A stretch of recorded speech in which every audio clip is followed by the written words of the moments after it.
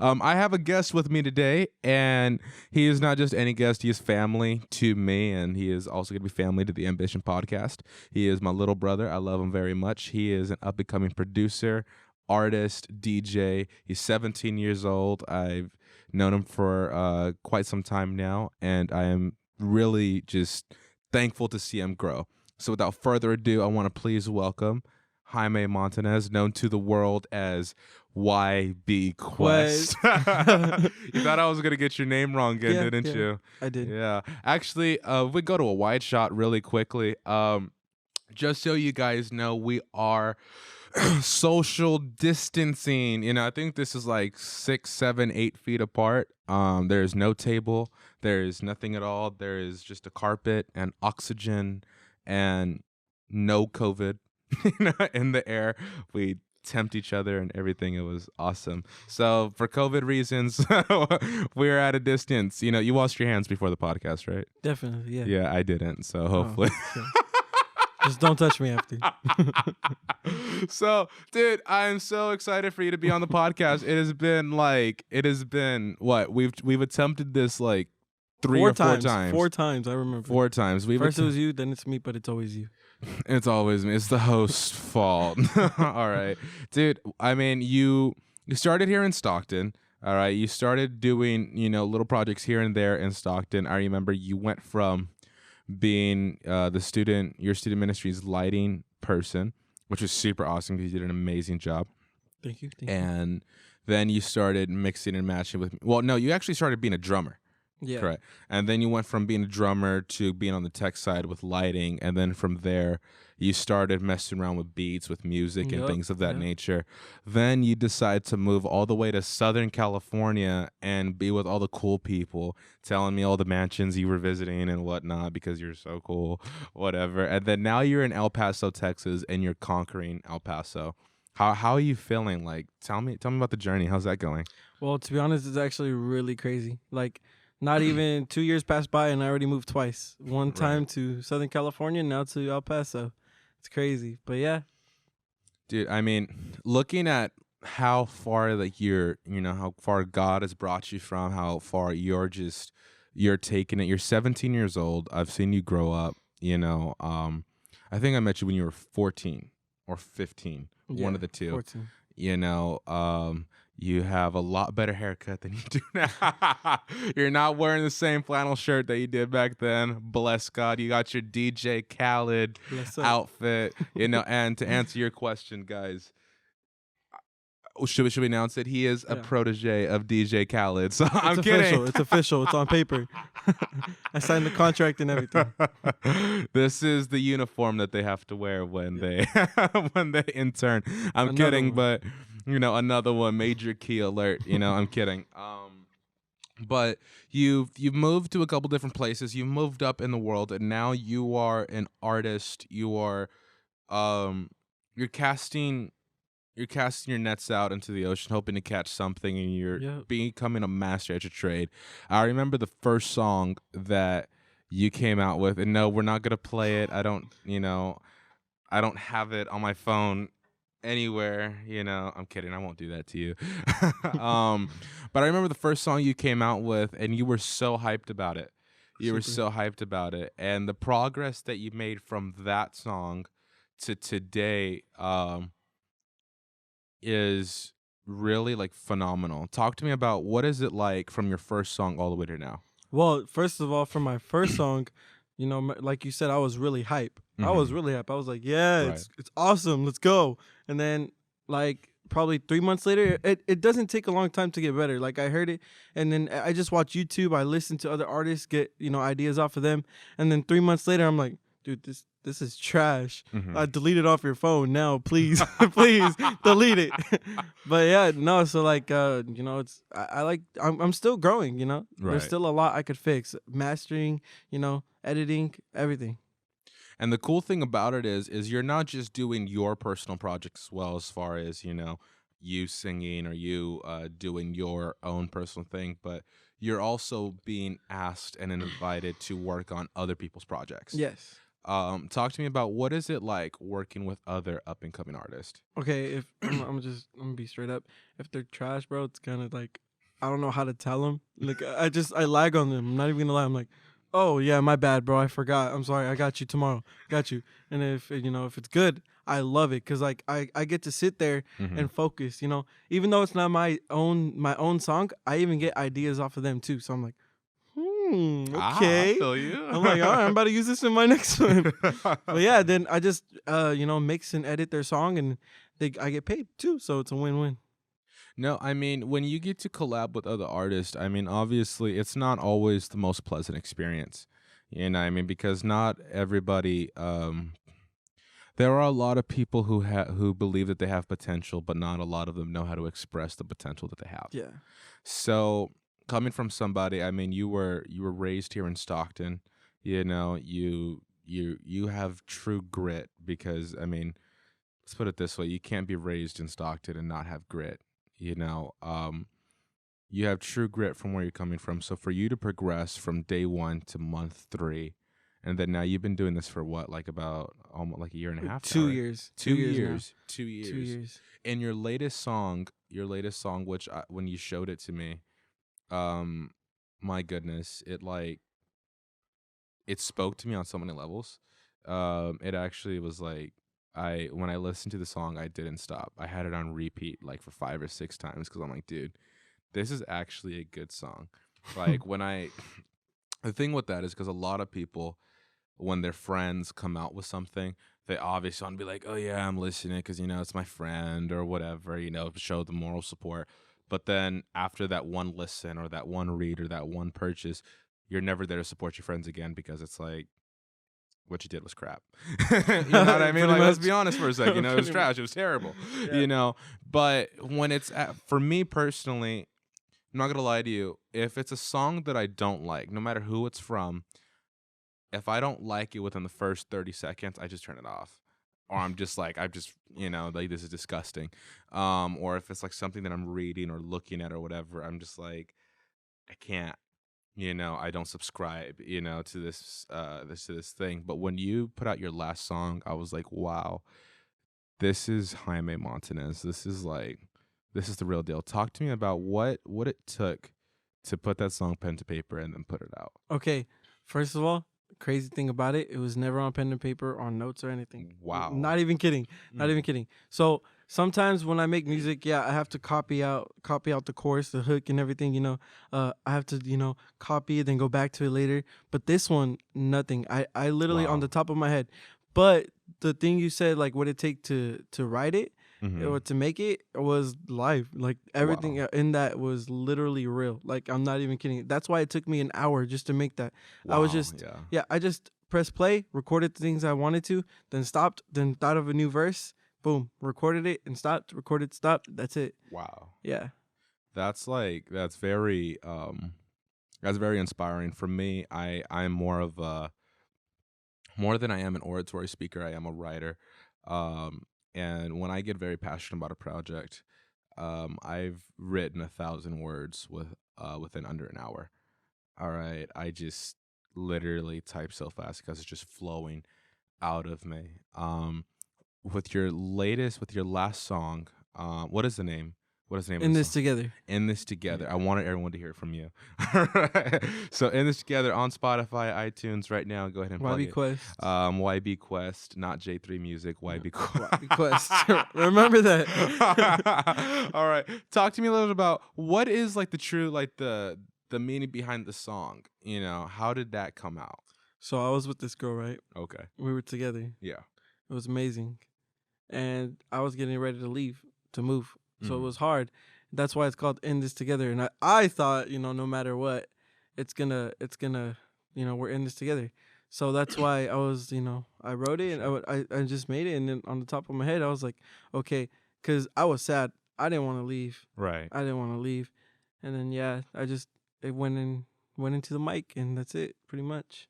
Isn't that so powerful when you can just bring up what you're feeling and you could just bring it into art? Yeah, like I think that's actually my first ever song of like, because everything's about how I feel, but usually I have to look up words that rhyme. and I'm like, it doesn't feel real because it's like, oh, I'm looking for words, but this one, every word just popped into my mind. I was like, Wow. next, next, next, next. I think like that song In This Together, and within that song, I don't want to like take too much away from it. I want everybody to go listen to it because it was super awesome. Thank you. Um at the end of the song, which literally is just it's so my goodness, you don't expect it. It's you and the girl that you were with in the song, and it's just like a little clip. You said like you took it on Snapchat or something, right? Or your Yeah, iPhone, or you know, it was unexpected, it was natural, and it was like it wasn't forced. When you can put a song together that isn't forced, or when you could put an art together that isn't forced, that's better. that's how you know you've Yeah. made magic. And my unreleased stuff has a lot of that because Oh I'm wow. telling you, every time I could be walking in the store, I hear a beat go on, and then I just go on my phone. I do it kind of quietly so I don't Wow. let people hear, and then I sing into it. I sing the part that what the chorus, the hook that I'm gonna do, even if it's just mumble like na na na, like Yeah. something like that. I just do that and then save it for later. So I go back and listen to the beat over again, and Wow. then I listen to it, what I did. Boom, right into the mic, what I did earlier. You are so committed to your craft, Oh which yeah. is what you just said right now about how you like, wherever you're at, you pull out your phone and you just take a recording. Um, Jose and a couple of my other friends are a witness to it. I'll pull out my phone whenever I'm in a deep thought. I'll try my best to remember to do so because when I'm like in the moment, it's kind of hard to just remember, oh, pull out your phone. But I try my best to remember to pull out my phone and to record what I'm thinking about, what I'm talking about. Because when you're just in the moment, when you're in the zone and it just happens, it's like you enter into another universe. It's very crazy. Like you're entering into your spirit nature of like, this is what I'm meant to do, and I'm just getting a taste of my true form, which is super. I didn't mean to go alien level on you, like in those But make me seconds. cry, bro. I'm about to cry. But I mean, I just feel like when you get into those creative moments where you're like, "Yo, this is what I'm doing. What I'm doing is just pouring out of me. It's seeping out of me." And you just dive into those recording moments, and then you go back to your studio, or you go back to your laptop, or Yeah, you go back to wherever you're at. It's like, okay, here's this piece, here's this piece, here's that piece. Next thing you know, you're able to create like a masterpiece. exactly. Talk to me about what is like, aside from that song that took you like a little more or less than an hour to create, what is your usual creative process? Okay, so what I usually do is okay, it depends because if I'm looking just to create a song, like cuz most of the time like what I said, it comes in my head before I even think about making another song. Hmm. It comes to my head and then I'm like, "Okay, this is my next song." For sure. But if I'm like sitting there waiting, like wanting to make another song, like, all right, what's next? This song's been Hmm. out for a week or two. What's next? Okay. So I sit there and then I just listen to beats over and over again. Sometimes I have to ask my, producer to make some for me, or I just get my laptop and make some. And then from there, I try to feel it. Say yes, no. All right, exit out. Boom, new beat. If I like it and I'm feeling it and I have a hook to it, I have to always make the hook first. Wow. That's what makes that's helps me make the whole verses and everything in the song. Because if I don't make a hook, then that means I'm never gonna make it because I won't feel it. You know, Mm, because a hook, I feel like the hook's the catchy part, the main part of the song. makes sense. So Yeah. if I don't have a hook, then I don't use the beat. Then when I have the hook, I just pour it in, write Wow. it sometimes. Then I put the lyrics in, and then the verses, and that's it. Yeah. So I love how you said the hook is like the catchy part because it makes so sense. Because Yeah. when I think of a hook, it's like a hook in a fish's mouth. Sorry for all the graphic image for animal lovers. Finding Nemo. How did I get Nemo and fish? I don't know. But I love the hook is the catchy part because a song that came out, and I don't necessarily think it's the hook. I think it's the bridge. I don't know. I don't know anything about music when it comes to that stuff. But my friend Brittany Arroyo, she came out with a song called "Levantate Yana," and which is also on Spotify and at iTunes and everywhere else. She didn't ask me to shout it out, but it's a very good song. Look at it. Um, I was listening to the song, and there's the ending of the song is I believe it goes like this: Mi hijo, levántate y anda. Tus pecados are God, I can't remember in Spanish. Yo soy white boy. I'm sorry, but it's such a powerful a moment within the song, and I feel like when you have the hook or the bridge or whatever segment it is of the song that you just grab the person, even I feel like if it grabs you while you're creating it, you already know it's gonna grab the majority of your audience. Is that how you feel more or less when you make the song? Yeah, pretty much. Yeah. And there are times where you do get like writer's block, and you can't really create music because that's when it's like, oh man, I don't know what else to think of. Like what else? What's next? For sure. But for what a lot of people have different meditations, is if you want to call it that. But what I like to do is I like either go outside at night and go for walks, or in the sunset. Like I like to get inspired first, and then I put beats on the whole ride. Like I just get on my bike, just go look at the sunset. I put beats on, and then I'm waiting for the beat to, what a beat to feel. Mm-hmm. So if I feel it, then I just do the same thing. I record it, and then I go back. But writer's block sucks, I'm telling you. Like if you just if you're just there and you're like, damn, what else, what's next, Mm-hmm. it's hard. So yeah. Who because we're talking about writer's block and inspiration and all of this amazing stuff. Who really what artist do you look up to more or less besides Juice World? Wow. What artist do I look up to? The Kid Leroy. That's one of them. Okay. Ian Dior. NF was actually the one who brought me into this. NF and Drake. Yeah, That- NF. I know NF because he used to wear his hoodies all the Yeah, time. all the time. And All his the t-shirts, yeah. But yeah, NF and Drake, and probably a couple other, but those were the main ones. Any Tupac and Biggie or J. Cole. sure. Yeah. Sure. Yeah, no role models. Let's Yeah. go. Don't save her because she don't want to be saved. Don't We know the flow. We know the flow up in here. I mean, no, I love NF. Some of his songs I love. Let Me Down. I think one of the songs, Let Me Down. It just that song it hits deep. Oh yeah. When you resonate with people like NF, because you said that NF is the one that brought you into it. What was it about NF that was like? He makes me want to do this. Honestly, his music is real. Like Mm. if you listen to it, everything about him is real. Like I know it's kind of iconic because he has real on his hat and everything. It's like a little real music. But yeah, everything he makes feels deep, feels real. Like How Could You Leave Us? That one hit deep. That made me cry like 5 times already. Mm. That one hit deep, and everything is just real. That's what I look up to. I like making music that's real. And Yeah. sometimes I make music that just ignorant and stuff, but that's because the new trend is all that. But I in reality I like making music that's gonna inspire, affect people, like that can listen and be like, oh wow, he's right, I went through that and it feels like that. Mm. I remember you and I, we were talking about you pursuing music, and one of the biggest things that you and I had talked about, this is the beginning, 2 years ago, when you and I, we were talking, and we were talking about how make sure that when you're doing this or when you're pursuing your art form, make sure that this is you performing and you singing Exactly. and you creating, that is coming straight from you, because when it comes from you and it pours into the ears of other people, when they listen to your music, they'll be like, I can resonate. People, Exactly. a lot of people right now, they're learning that they can't resonate with plastic. They can't resonate with fake stuff. They can't resonate with people who look It's the hard. part but aren't the part. They can't resonate with people who act the part but will never actually be the part.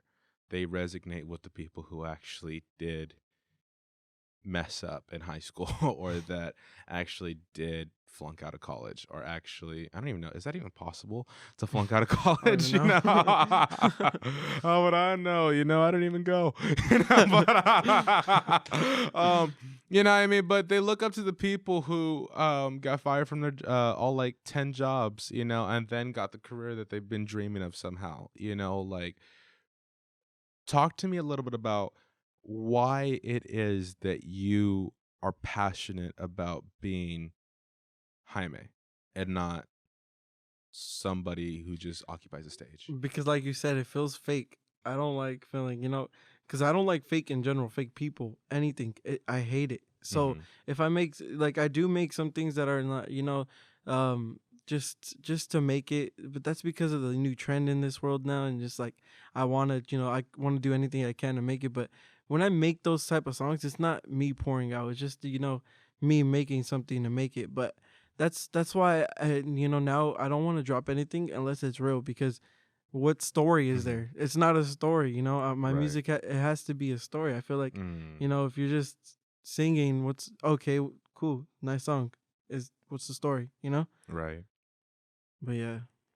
I remember my dad walked in while I was in my room, and he was like, yeah, he just asked me what I was doing, and because I was replaying this one album over and over and over, and he's like, dude, you replayed this album like 5 times, and I'm like, he's like, why are you listening to it? I'm like, because I'm so attached to the story of it all. When you create a story, when you create something that's going to spark conversation, when you create something that is like, this may not change the world, but it'll change someone's world, or it'll change someone's worldview in some form or fashion. You've struck a chord in society. Is that like a goal of yours? Yeah, definitely. That is definitely a goal of mine, because I want people to talk about it, to feel it, the music, feel like, oh man, that's crazy, that hit deep, that hit home, instead of, oh, it's cool, you know. I Mm-hmm. don't like, I For don't sure. want just to, I don't want to, I want to, yo, that's crazy, that type of response. I can't wait for you to create a full album like that. Like this last song in this together. I keep harping on it because the song is like so awesome. It came out I think in November or October. Yes, When did in November, September. September. I it was think it was recent. September 13th.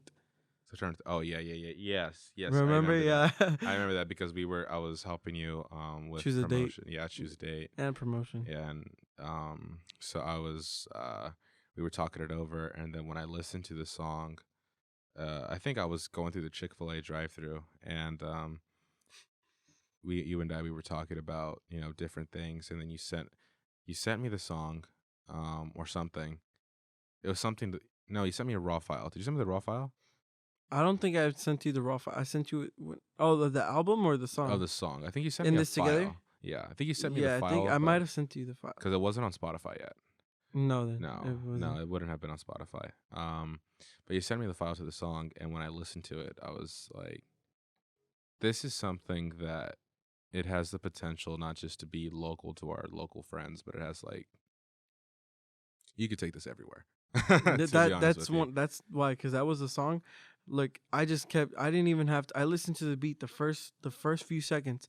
I was like, when it went, dun-dun-dun-dun-dun-dun-dun-dun, I already figured it out. I was like, oh yeah, this is it. This is That's it. where I'm adding the first vocals, like the first. Remember how in the beginning it has a little skit? That's perfect for like a little rain sound, ambience, and that, and then boom, the hook. I listened to that song and I'm like, Jaime grew up. No more Juice WRLD. No more juice. Oh man, inside joke. The reason why we've mentioned Juice WRLD like that is first of all, respect to Juice WRLD. He was a great artist. Great. He Yes. inspired and touched many lives. But this guy's first album, my friend's first album, he sounded almost identical to Juice WRLD. And I was like, you know what, just call it the Juice WRLD inspired album. I showed it to my coworkers. I'm like, yo, my boy got a new hit, and they're like, really? All right, let me hit him. And then we put it on the speaker at my job, and my boy looked at me. He's like, that's Juice WRLD, and I'm like, yeah, bro, he was inspired. So hey, you know what? We all have our Yeah, inspirations. but also other people like that's good that you tell me these things, because criticism is actually really good, because if you don't, if you're like too scared, you're like, if you don't listen to what people have to say, you're never gonna grow from it, and that's what I learned from you. In the beginning I was like, shut up. I was like whatever. I was like, be quiet. But now that I got a taste of it, because remember that whole thing that happened, I had a taste of it, and I was like, you're right. You know, I changed it up, and I'm still learning how to make it sound like me. Wait, what thing happened? I don't remember. Remember I went on the little performance thing and everything, Oh yeah, yes, the yes, exact yes. same thing you said. They said to me, I can't pass to the next level because it sounds too much like Juice WRLD. Wow. Yeah. So what you told me, I was like, then I learned for reals because I was like, oh, damn it, Izzy has to be right, man. I was like, really? It was good too. They said they liked the song, they loved it actually. But two of the judges said yes. Two of them said, well, three of the judges said no. One said yes. I feel like I love what you said. How if you can't take criticism, you're never gonna be able to move to the next level. Mm-mm. You know what I mean? I think this is the next portion of our conversation that I want to dive into with you, is because a lot of the people, even in my generation, okay, it's sad to say that 90s babies, are getting a lot like this, and 2000s babies are, worse at this, but whatever, it's crazy how our generations are not able to completely take criticism anymore. It's like for whatever reason, our skin stopped being thick at a certain age, and we are so easily Triggered. offended. We're Yeah. easily triggered. All right, that word triggered. I hate that word because it triggered me. Look at that. I'm triggered. I'm gonna go on Twitter and cancel him because he triggered me. Cancel the word triggered 2021. We live in a culture called cancel culture, and I read this tweet which was talking about how y'all are blaming cancel culture, but what if it's just you reap what you sow? And I looked at his tweet and I'm like, you are a dummy. You know what I'm saying? I obviously I didn't tweet back at the person like that. I didn't tweet at all at the person. I just read it and then I closed my app. But we live in a generation that is so easily offended. With all due respect to different people, we as a society, for whatever our reason, I don't know why it's like this. I don't know where it started. I personally, if anybody in the comment section can let me know where it started, just let me know something. Text me, email me, DM me, comment. Let me know where it started. I don't know where it started where we got so easily offended. Okay, where a song offends us, or an outfit that someone wears offends us, or somebody wearing clothing inspired by another ethnicity offends us. I don't know. A couple gosh, I don't remember. It was obviously before COVID. A couple years ago, people were flagging this person for uh culture appropriation. I think that's the term that people call it now. This show might be canceled by what I'm about to say, by the way. And then it was because they were wearing a Mexican outfit or whatever. And me being Mexican, I'm like, that doesn't offend me. But you got all the non-Mexican people saying that's culture appropriation. We are so easily offended by other things. And I wanted to dive into this conversation because I wanted to ask you, you're 17 years old. You're an up and coming artist. You're an up and coming musician. You're an up and coming producer.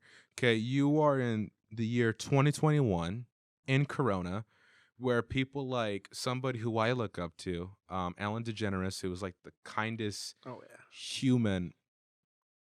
Oh my God, I'm gonna cry, because she's super. Yes, it's okay. Toxic masculinity is a no, but she's one of the kindest human beings that you can ever meet. I've never met her. One day, fingers crossed. Got you, bro. But right, but people try to cancel her because apparently there was some form of misconduct on her show that was either proven or not proven.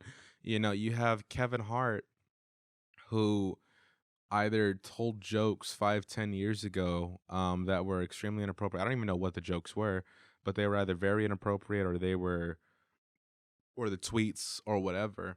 And then he was asked to host the Oscars like a couple years ago. They try to cancel him. One thing I learned personally is don't.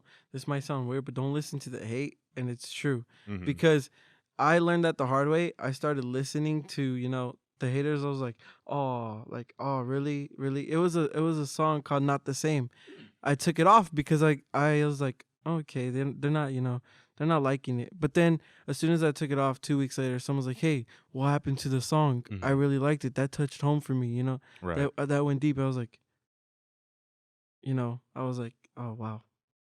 Wow. Just because I listened to one person, Mm-hmm. this happened. So for any artist or anybody out there, just don't listen to the hate because just because one person doesn't like it, it's probably affecting way more people. Come on. That's powerful. That's really powerful because there's a difference between receiving constructive criticism from people who have either been where you're at or they're building something that's showing fruit. And there's a difference between that and receiving criticism from people who've never constructed anything. That's the big thing in our society. And we love to point fingers looking at people saying, you could have done this better. I don't like his jeans. I don't like his glasses, or I don't like his one piece outfit, or I don't like his, tie-dyed blonde hair, or I don't like this or whatever. I don't like how much auto-tune he puts in there. Whatever the case may be, a lot of the haters are really people who've just never constructed anything. They're just consumers. That's really what they are. And, let's be honest for a second. We need the consumer as content creators. Do we need the consumer? Yes, we do. All right. They're the people who pay the bills. Okay. But when you get to this point where you live by the crowd, you're going to end up dying by the crowd. Pretty much. The perfect picture of that is Jesus. Now, I'm not saying that Jesus lived for the approval. I can't talk right now. I'm sorry. Jesus did not live for the approval of others. He didn't. But the perfect picture is 2 weeks ago in the story, they were singing Hosanna, Hosanna, blessed be the one who comes in the name of the Lord. Then a week after that, they were singing Crucify him, crucify him. When you are so focused on what the haters are saying and not what your actual message is, you're going to realize that you're going to be up one day and you're going to be down the next. And the one thing about our generation is we've lost the art of disagreeing. We've lost the art of having thick skin. We've lost the art of just dusting off our shoulder. People suck. people do have a tendency of not living to the standard of what it means to be a great human. That is a human tendency. But when we allow it to affect us so much, how many times are we going to go on Twitter? I can list 20 accounts that are going to send a depressing tweet tonight. I miss you, and you broke my heart. It hurts to cry so much. I'm not saying do not vent. That's not what I'm saying. But when you get to a point where it's just you have no thick skin anymore, you've lost your humanity. That's how I feel about it. You as an up-and-coming artist, you as somebody who is growing up in 2021, 17 years old, how are you going to focus on your message in front of the masses? Just don't listen to the haters. Don't, because if you're working on a goal, keep doing it even if people don't like it. Just listen. If you love something, I'm not gonna stop because someone wants you to stop. It's like Wow. I'm not gonna quit this job because you want me to do this. Mhm. That happens a lot. And people get mad because some people just work regular jobs, I guess you could say. Mhm. And then they get mad at artists or YouTubers or influencers. They're like, wow, they get paid to do nothing. No, it's not nothing. No. It's passion. It actually takes life. Like the song in this together, it took Right. months. It didn't take months to put the song together, but it took months to go through the experience to Right. think about the song. It's not just, it's not doing nothing. It's everything. It's everything to them and it's everything to me. Everything, music For is sure. everything to me. That's what it is. In order to be a content creator, you have to be creative with the content that you have. You can't just wake up one morning and be like, oh, look at whole bunch of content. Sometimes I think a lot of times with the content creators, we have to go through life experiences. We have to go through things because that's what creates the best.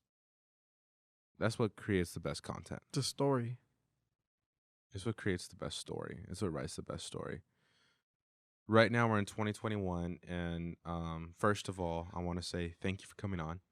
This is like it's been a privilege to have my little brother on my podcast to grace me with his presence. You know what I mean? Thank you. But I guess to kind of wrap this whole thing up, you've grown up, around Jesus and with Jesus, throughout your life. Some segments you've been really heavily involved in, other segments of your life you've been not as much involved in, but you've always known him to be Of course. present Of course. in your life presently. Like, who is Jesus to you? He's still Jesus, the one he's always been. Just because I'm not, involved as much isn't because that doesn't mean that I walked away from God, It's just that there's things that happened in my life that I couldn't stand anymore. I was like, okay, okay, okay. But he's still there, he's the same as always. And I know he's the person I look up to, the person or not the person, God. He's God. Yeah. I still, it's the same thing. It's just things happen in life, and a lot of people think that I went downhill, but in reality, he's still there. The same thing. It's just because I do something different doesn't mean he's not there for me. I love that. I love that you can be honest about the space that you're in. You know what I mean? I remember, not I remember, excuse me. I know that there were a lot of people when they're asked that question. It's like, oh yeah, things are great. Like me and God, like, Cool. yeah, like we're so tight, pray every day, read my Bible, But when you can be honest, which, yeah, I believe you should be doing that. You know what I mean? I think there's the should Course. part, and I believe, like, for people who are following Jesus, and who are pursuing after the things of God and what God has for their life. I always liken to following Jesus because being a Christian means being a Christ follower of Christ. And I always liken that phrase to the game Follow the Leader that a lot of us may have played when we were growing up as children, which is when the leader moves right, you move right. When the leader moves left, you move left. When the leader is just chilling there, you chill there. And when the leader moves his hands, you move your hands, move your legs, you move your legs, all these different things. Whatever the leader does, you do. And it's hard for you to stay within that same rhythm when you're not actively following the leader. But there are a lot of people who try to, as what Paul writes, I believe it's the Apostle Paul, he says, they take on a form of godliness, but they lack the power thereof within inside of them. And I love how you can be you as a person, you, Jaime. I love how you could be honest, be like, I'm not exactly where a lot of people wish me to be, but I'm thankful I'm not where I used to be. And I think we could both agree there. Exactly, yeah. You're not this insecure kid anymore. You dress a lot better. What I mean? No, Putting up a picture, right? Big up. And this is Exhibit A. But you are somebody who's growing. You are somebody who is learning to lead positively and godly with the influence that you have. And you are learning to be the person that God created you to be. So for the next few moments, the floor is yours. If you were to talk to an artist or someone who has a dream or a desire to sing or to write or to produce or to act or to go for that career or for that job or whatever it is, and they were sitting right in front, like, what would you tell them? Honestly, I'd tell them this. I know a lot of people say it, but do not give up. Like, don't give up. Even though I haven't, made it yet, I'm still going. And there's been so many times already that I've been wanting to give up. Like, there's times where I just want to, all right, there's been times where I want to tear down my studio. Like I just want to I've just been there. like throw everything across the room and throw everything. It's just like I was tired of it. But no, like if you don't, I'm pretty sure one day I'll be up there and it'll be soon. Hopefully in a few months, a few years, doesn't matter. But I'll be back on this podcast when I've made it. Really. But honestly, yeah, don't give up. Don't give up. Don't listen to people. Don't listen to haters because they're always gonna try to tear you down. I guess they're bitter in life. I'm like, what better? Like, wow, people can really tear you down, and it sucks. Like, words can really affect you, but you just gotta look the other way. You just can't. You can't do that if you can't listen to them. Because if you listen, you're never gonna get anywhere. Like I said, because you're just gonna be, oh, okay. That's not how you're supposed to live. You're supposed to do what you love to do, no matter what. Even if it takes years. Doesn't matter. Just get to that spot where you want to be. And if you think later on what's next, well, then keep going higher. Keep dreaming higher and higher and higher, Because life, you have to have a purpose,